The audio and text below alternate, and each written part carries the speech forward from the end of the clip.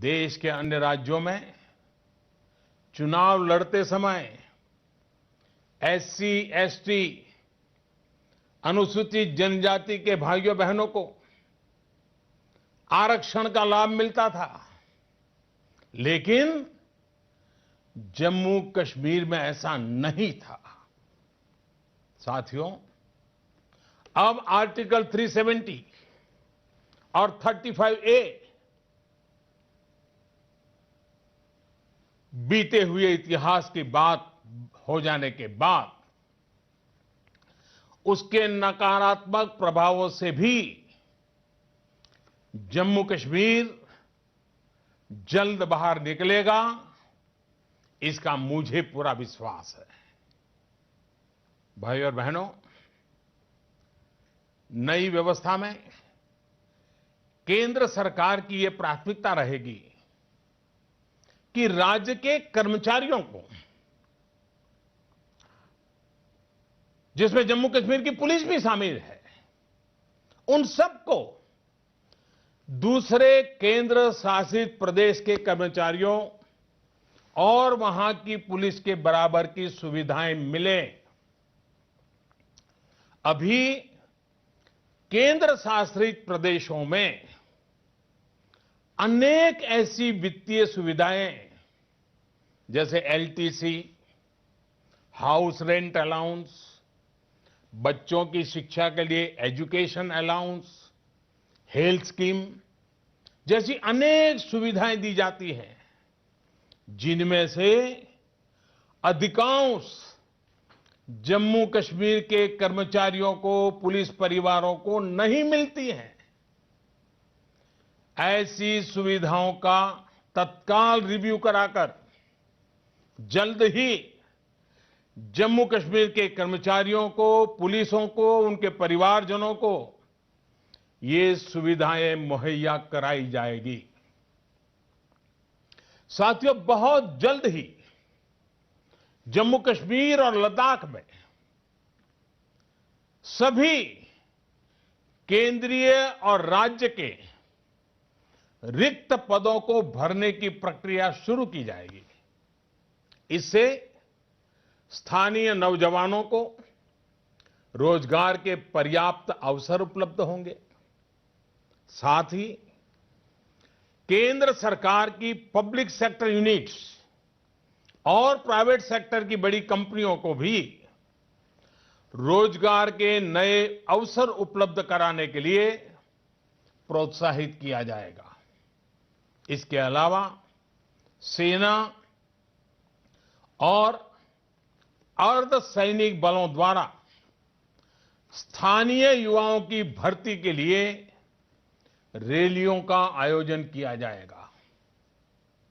सरकार द्वारा प्रधानमंत्री स्कॉलरशिप योजना का भी विस्तार किया जाएगा, ताकि ज्यादा से ज्यादा विद्यार्थियों को इसका लाभ मिल सके।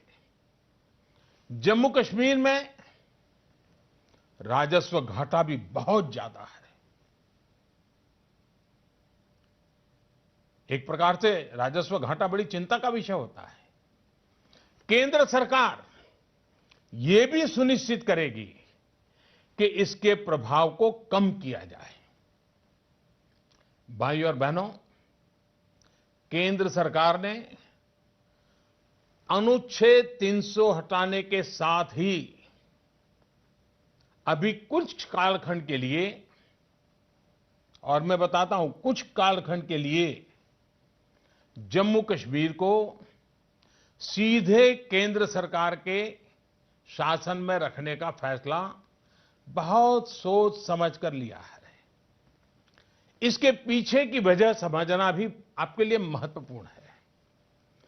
जब से वहां गवर्नर रूल लगा है, जम्मू कश्मीर का प्रशासन सीधे केंद्र सरकार के संपर्क में है।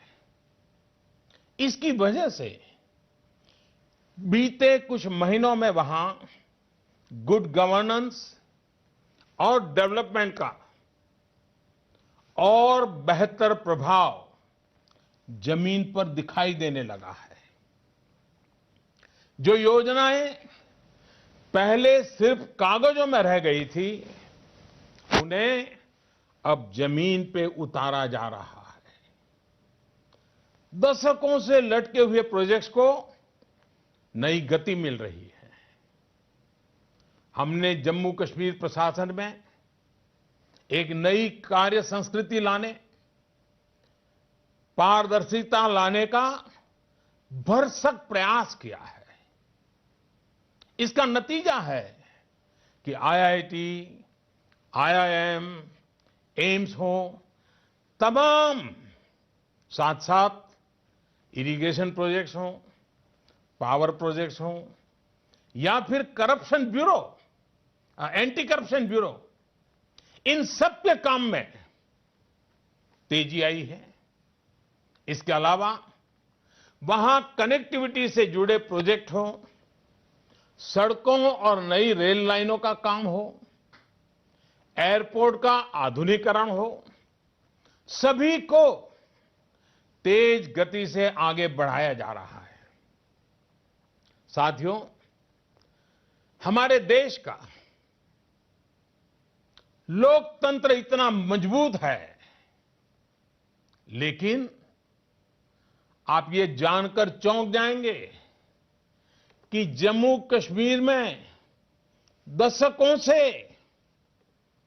हजारों लाखों की संख्या में ऐसे भाई बहन रहते हैं जिन्हें लोकसभा के चुनाव में, उसमें तो वोट डालने का अधिकार था, लेकिन वो विधानसभा और वहां की पंचायत या वहां की नगरपालिका या वहां की महानगरपालिका, न वो चुनाव में मतदान कर सकते थे, न चुनाव लड़ सकते थे।